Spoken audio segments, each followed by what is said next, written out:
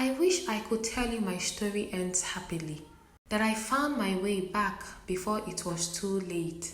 But life doesn't always give you second chances. Let me take you back to where it all began. To the gates of Heaven High Academy for Girls, the prestigious all-girls boarding school in Abuja, where I spent the last years of my life. My name is Praise, the only daughter of my middle-aged parents, and I wasn't always the girl I became. When I first arrived at Heaven High, I was the perfect daughter, the perfect student, and the perfect girl.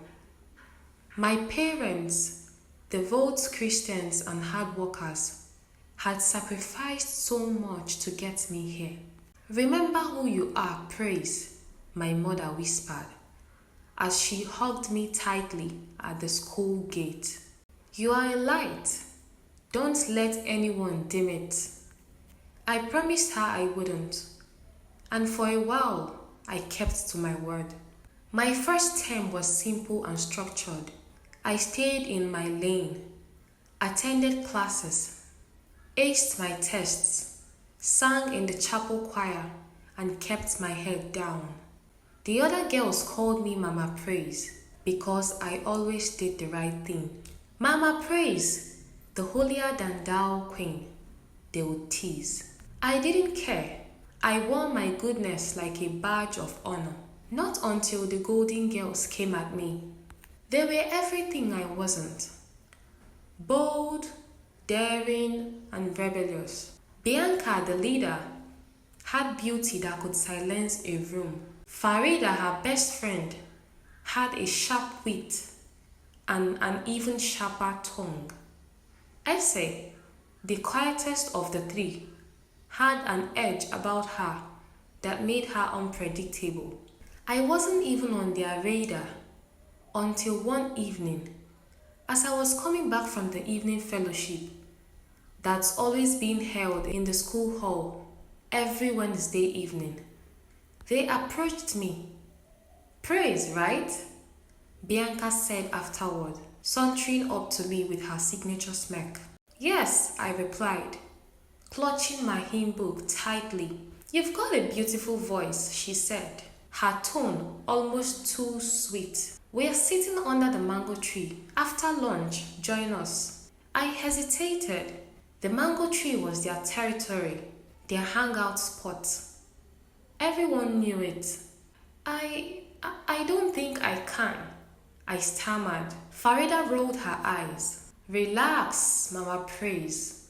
It's just a chat. So I joined them, and that was how it all started. Just a chat. But soon, I found myself drawn into their world.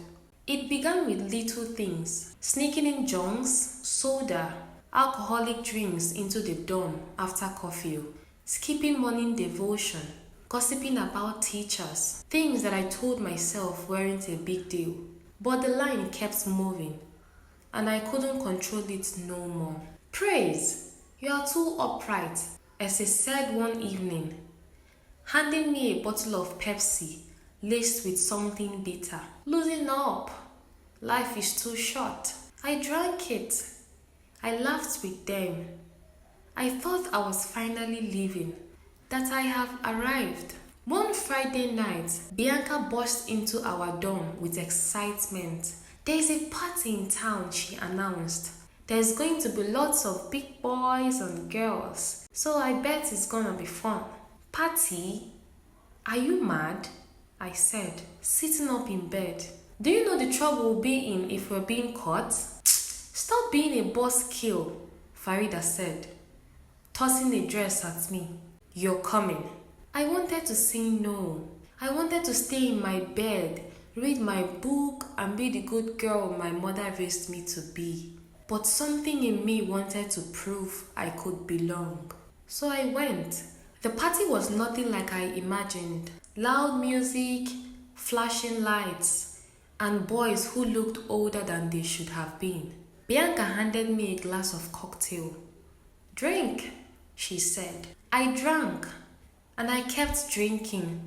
At some point during the night, the world became a blur.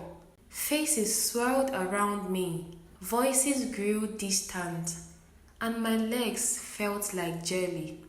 I told Bianca I wanted to leave, but she waved me off. "You're fine," she said, laughing.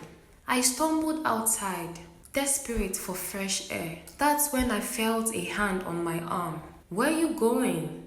a deep voice asked. I turned to see a man I didn't recognize. His smile was cold, predatory. "I'll help you," he said, guiding me towards the back of the building.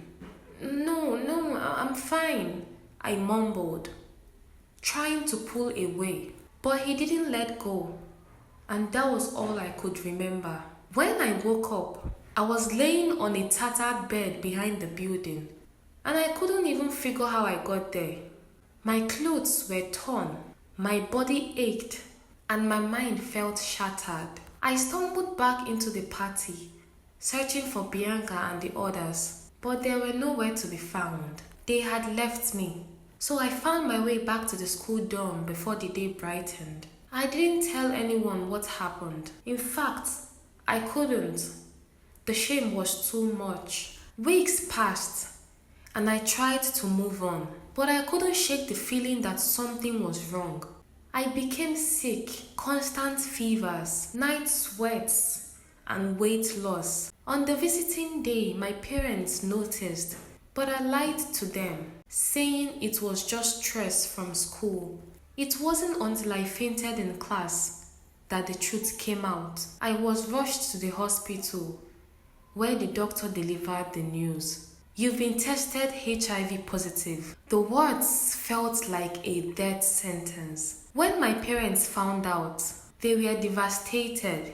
My mother fainted and was rushed to the hospital, while my father barely spoke to me. At school, the whispers started and the isolation grew unbearable. I dropped out before the term ended. I couldn't face the pitying looks or the judgmental stares. Now, as I sit in my room, staring at the walls that feels more like a prison yard every day, I think about the girl I used to be, the girl who sang in the chapel, who believed she was a light. I let them dim that light, and I paid the price. If you're watching this story, learn from my mistakes. Don't let anyone lead you down a path that feels wrong. Listen to that voice inside of you, the one telling you to stay true to yourself. Because once you lose yourself, it's almost impossible to find your way back. This is my story. My name is Praise, and I wish I could start over again.